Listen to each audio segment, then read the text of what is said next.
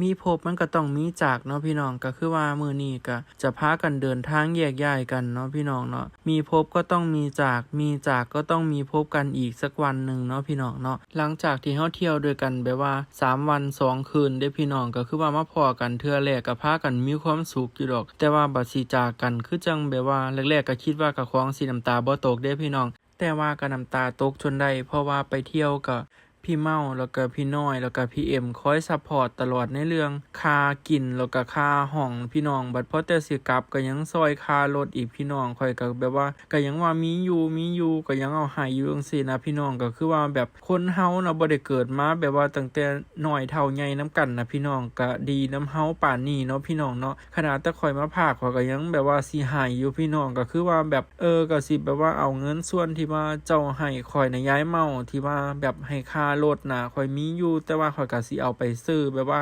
กกไม้มาปลูกให้เจ้าเด้อยายข้อยสิปลูกบักฝรั่งกิมจูไว้ให้เจ้ากินเด้อยายเมาอันนี้ก็มาขึ้นรถทัวร์แล้วก็บัดนี้ก็เลยมาแบบว่าขึ้นรถตู้ต่อแล้วก็ต่อด้วยมอไซค์ฮอดบ้านเลยพี่น้อง